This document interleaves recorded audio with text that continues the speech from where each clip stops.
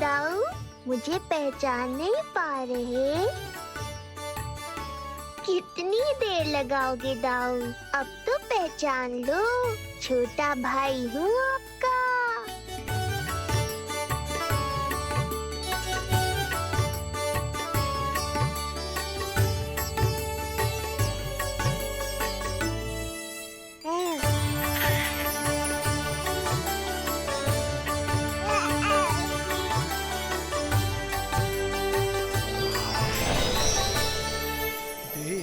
प्रभु को भक्त शेष की आंखें है भर आई, भावुक हरि भी निहारे की अब मिलन की बेल आई।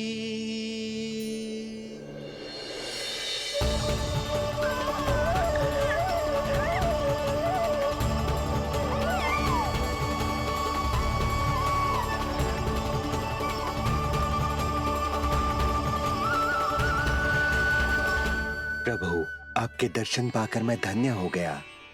प्रभु नहीं, छोटा भाई पुकारो शेष। ये कैसे संभव है? आप नारायण हैं, मेरे प्रभु। ये जानते हुए भी मैं आपसे बड़ा कैसे बन सकता हूँ? हर दुविधा की तरह इसका भी समाधान है शेष।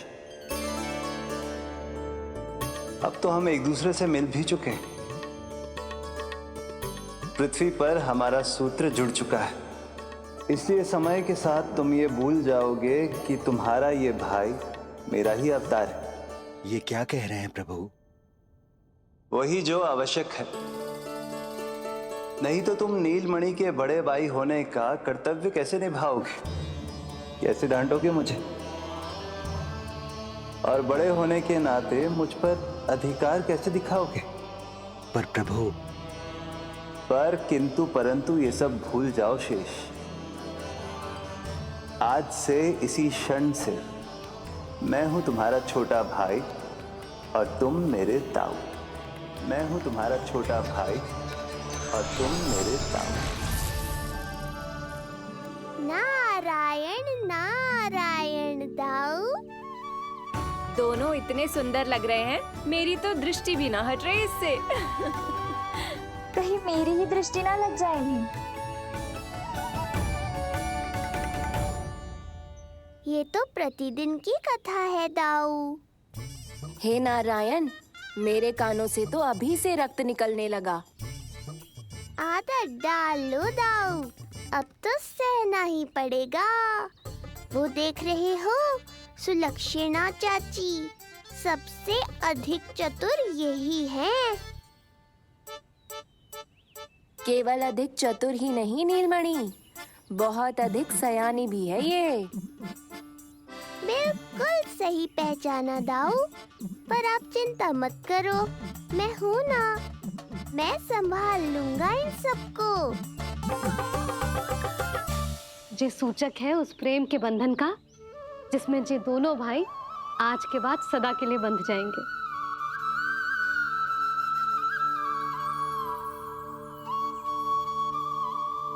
मुझसे भूल हो गई यशोदा, मैंने इन दोनों को पहले ही मिलवा देना चाहिए था।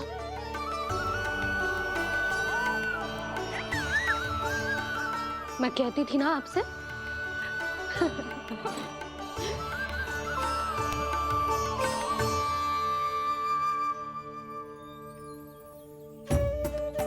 आई मैं।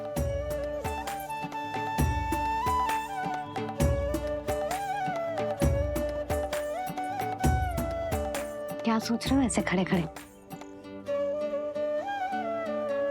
देख रहा हूं दोनों भाइयों का ये मिलन किसी त्योहार से कम थोड़ी ना। सही कहा था तुमने।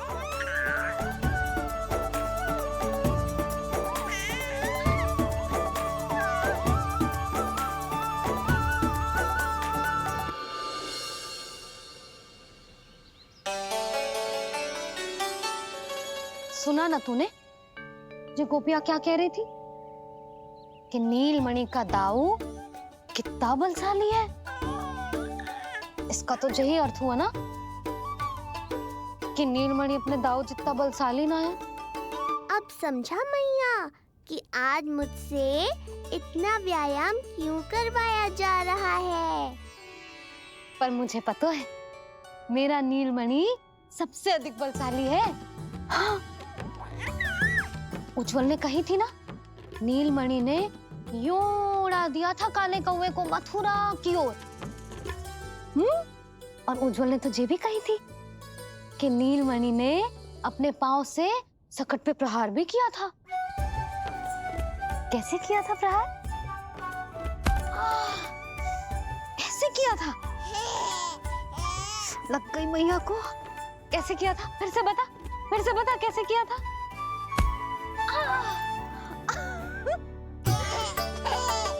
मेरे लल्ला में कितना बल है। मैया को ही धकेल दियो पीछे। अच्छा ही है कि आप उज्जवल के कहे को गंभीरता से नहीं ले रही, नहीं तो आपका ये रूप मैं कैसे देख पाता मैया। फिर से बता कैसे मारा था? कैसे मारा था?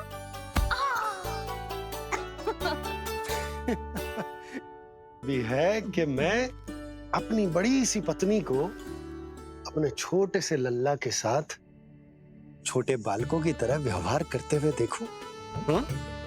अब देख लियो ना, अब जाओ अपना कार्य करो।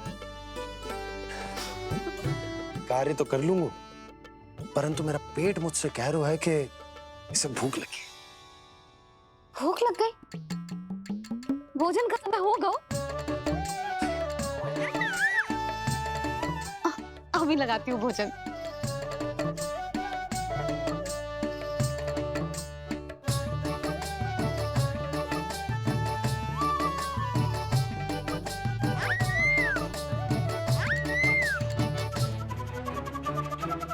क्या हुआ लल्ला, इतना उतावला क्यों हो रहा है तू? तुझे भी भूख लगी आई है क्या? सच्ची में भूख लगी आई है कि मंद मंद मुस्कुरा के मैया को बांधना चाहता है? तनिक रुक जा, तेरे बाबा को भोजन परोस के यूं गई और यूं आई। मेरा अच्छा लल्ला। आई।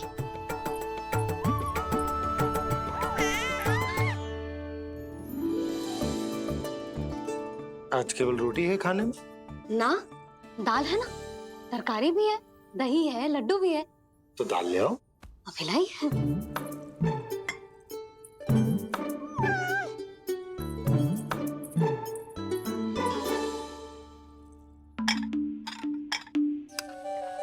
अवश्य भूख ही लगी होगी उसे। यशोदा, दही नहीं दाल।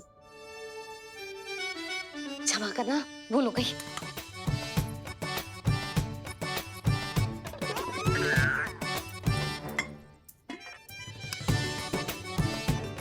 यशोदा, दाल दाल।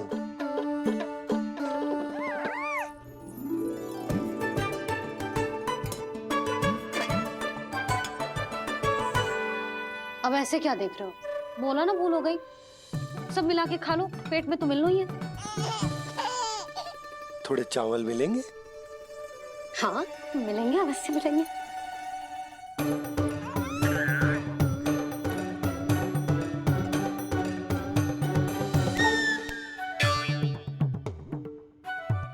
लड्डू नहीं, चावल।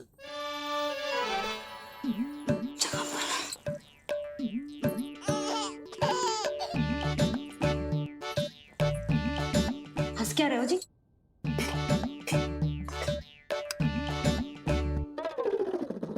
आज व्यायाम भी बहुत कस के करवाओ था मैंने, कहीं अधिक भूख तो ना लगी होगी।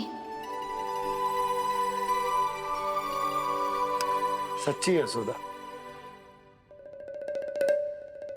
बिल्कुल ना बदले तुम। पहले रामू की चिंता में व्याकुल रहती थी और अब हम नीलमणि में तुम्हारा मन लगा रहता। हाँ तो लल्ला भूखा हो और मैया का मन व्याकुल भी ना हो, ऐसा हो सकता है भला? फिर तो दूध पिला दो ना उसको। चाहूं? शीघ्र जाओ। किंतु आप तो खा रहे हो ना पतिदेव। वही तो यशोदा, मैं खा रहा हूं, किंतु वो भूखो है। जाओ। ठीक है। यहाँ थी तो लल्ला की भूख के लिए चिंतित थी, अब वहां जाएगी तो पक्का मेरे भोजन के बारे में चिंता करेगी। कहीं आधे ही भूख में ना उठ जाए तेरे बाबा। उन्हें कुछ और चाहिए होगा तो? सही कहा था बाबा ने, वहाँ मेरी चिंता थी, यहाँ बाबा की चिंता है। सच्ची मैया, अनोखी हो आप। अरे इतने से पेट भर गया तेरा? ना, ये वाली मुस्कुराहट तो मत ही दिखा मुझे। इतनी शीघ्र तेरा पेट भर ही ना सकता। मैया जानती है अपने लल्ला की भूख।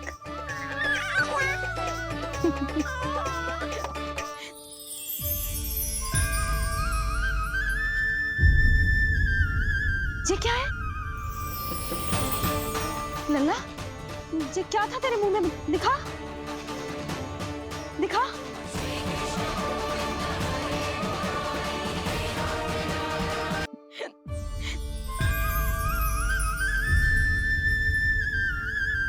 ये क्या है लल्ला? ये क्या था तेरे मुंह में? दिखा। ओहो, मैं तो भूल ही गया था कि मेरे भीतर ही तो सारी सृष्टि समाई हुई है।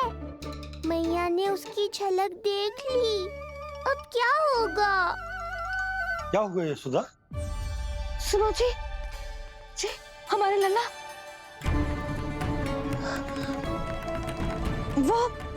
वो इसके मुंह में।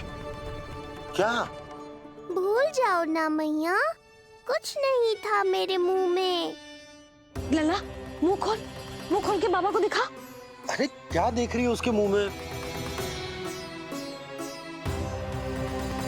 अवश्य ही मेरा दृष्टि भ्रम होगा, किंतु ऐसा भ्रम। अरे बताओ ना यशोदा, या फिर मुहूर्त शीघ्र ना बताने की बात का प्रतिशोध ले रही हो तुम? ना, ऐसी बात ना है। तो फिर बताओ ना क्या बात है? हाँ? मैंने लल्ला के मुंह में कुछ देखो। क्या देखो? अब फंस गया मैं। मैया बाबा को सब कुछ बता देंगी और राय का पहाड़ बन जाएगा। फिर कैसे संभालूंगा इन दोनों को? ऐसे लगो जैसे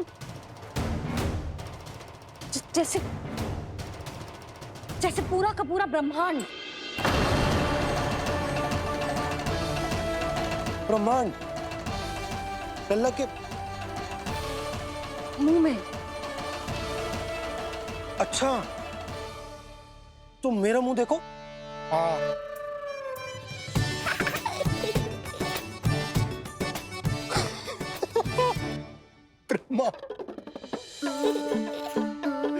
यशोदा, मुझे पता था आप मेरा उपहास उड़ाओगे। अरे नहीं, तुम देखो तो सही।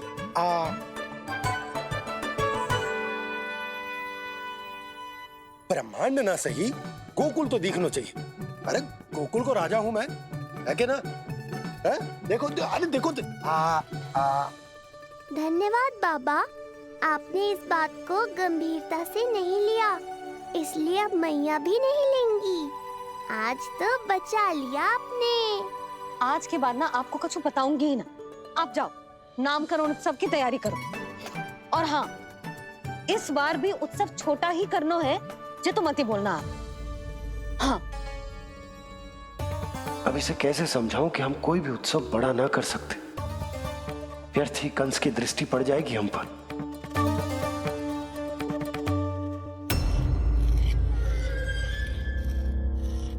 लगता है आपके सैनिक और तलवार दोनों की धार कुंद पड़ गई है महाराज। महाराज, मुझे भय था कि कहीं ऋषि गर्ग मुझे श्राप ना दे दे। ओह, तो श्राप से भयभीत हो गए दुर्जन, किंतु कंस तो कोई श्राप नहीं देता, सीधा मृत्यु देता है। ऐसा न करे महाराज, दया करें, दया निदान। यदि मैं उनकी इच्छा के विरुद्ध भीतर जाने की कोशिश करता तो जितनी सूचना मुझे मिली है उतनी भी नहीं ला पाता। तब आपको कैसे पता चलता महाराज कि आपकी बहन और बहनोई मात्र अपनी मृत संतानों के श्राद्ध के लिए वहां नहीं गए थे?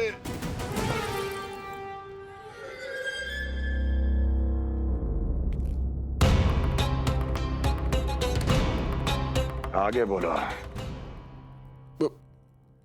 पूरी तरह तो नहीं सुन पाया महाराज, किंतु मैंने स्वयं अपने नेत्रों से देखा है महाराज। राजकुमारी देवकी ने ऋषि गर्ग के हाथ में कुछ दिया था।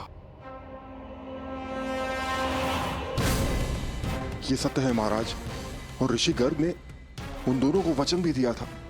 सही समय की प्रतीक्षा कीजिए राजन, आपके दोनों कार्य पूर्ण होंगे।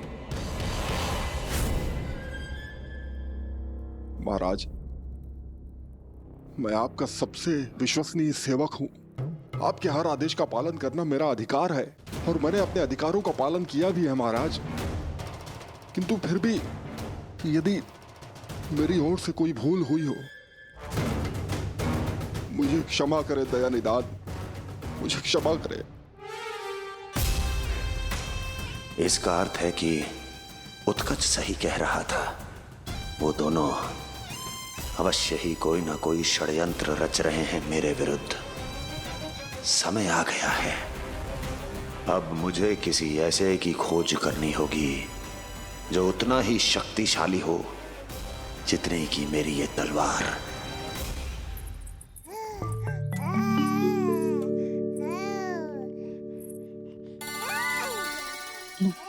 अभी से पुकारने लगो जी, अभी तो आई हूँ रसोई में।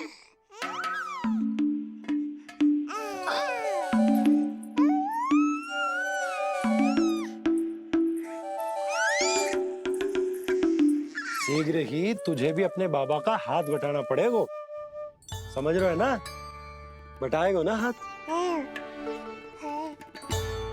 अभी जे 100 दिन का भी ना हो और जे इस नन्हे से बालक को काम काज का भार सौंपने की बात करने लगे।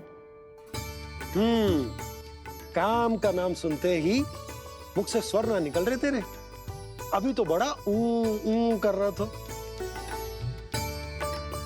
बता, हाथ बटाएगो के ना? अरे बता ना।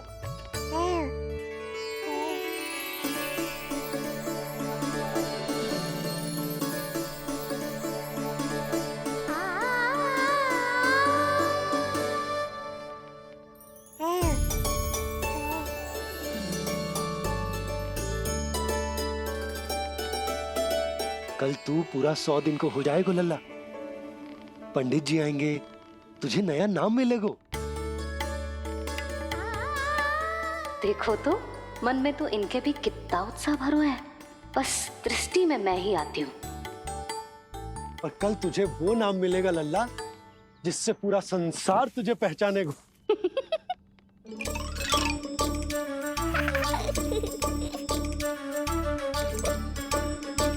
अब लल्ला, कितना कार्य शेष है और तूने मुझे बातों में लगा लियो।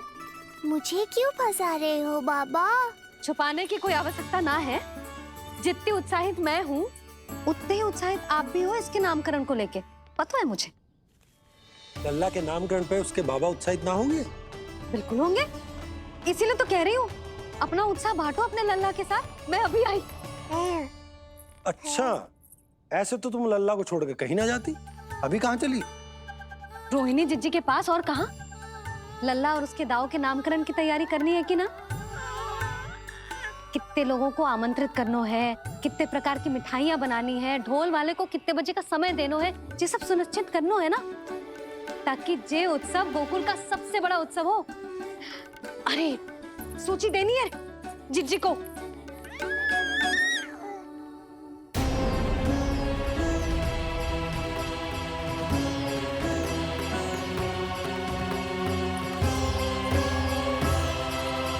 सबकी कोई आवश्यकता ना है।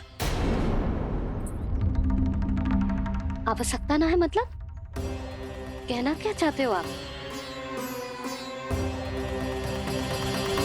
मैं ये कहना चाहता हूं कि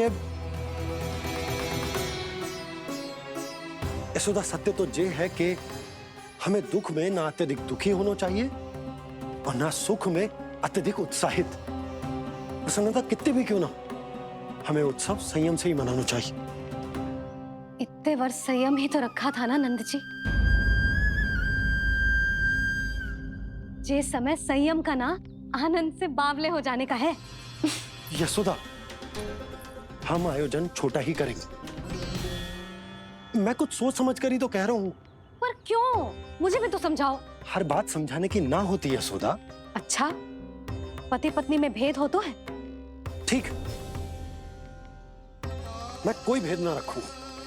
जो भी अब तक मैंने तुम्हें ना बताया है वो सब बताऊं। ओहो, क्या कर रहे हो बाबा?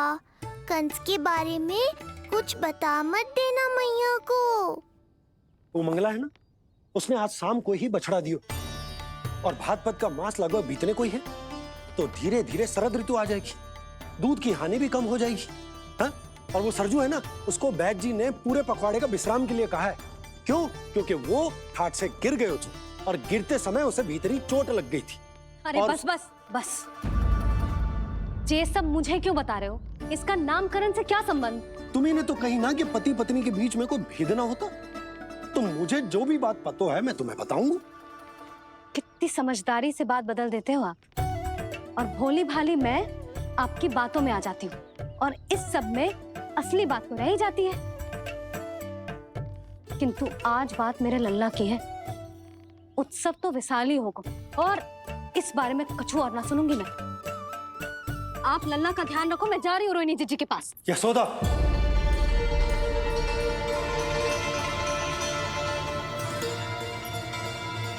बात केवल सुनने की ना होती, उसे समझना भी पड़ता है।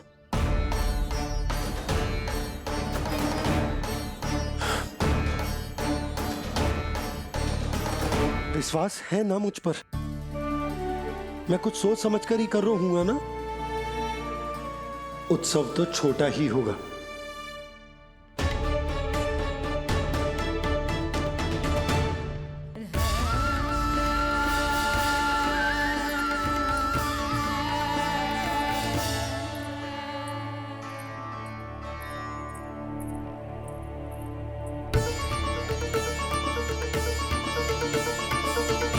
क्षमा करना लल्ला, तेरी मैया को डांटना पड़ गया। आपको मेरी सुरक्षा की चिंता है बाबा।